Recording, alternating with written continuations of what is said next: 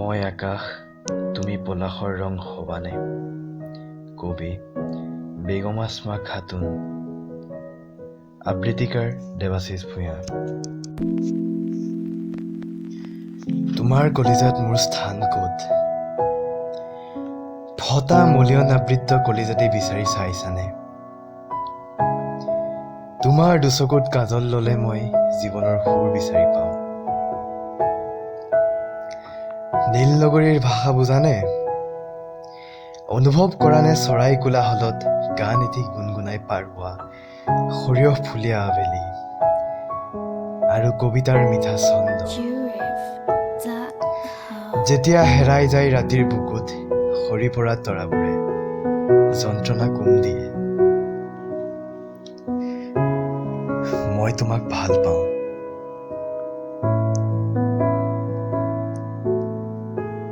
সাগৰ হ'ব পাৰিবা? সাগৰৰ দৰে যদি বিনিময় নিবিচাৰা, মই তোমাক নাম দিব পাৰো প্ৰেমিক। হয়, প্ৰেমিক। আৰু তেতিয়াই জোনাকী হাঁহিৰে কথা পাতিম কলিজাৰ আৱৰণ খুলি।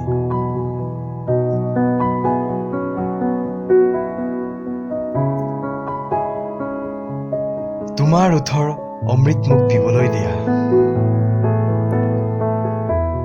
বুকুৰ শিৰোলৈয়েদি বৈ থকা নীলা নৈখন দেখিছানে? দুহাত পাতি দিয়া, বাকি দিওঁ এবাটি নীলা।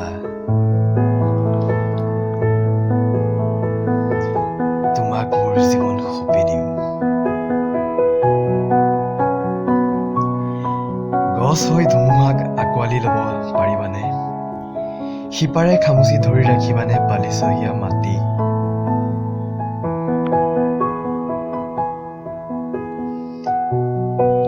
তোমাৰ কবিতা মই নুবুজো। এবাৰ ভাল পাওঁ বুলি কোৱা না। নীৰৱতাৰ সৈতে কথা পাতিছানে? নাই। তেন্তে আকাশৰ গভীৰতা কেনেকৈ জুখিবা?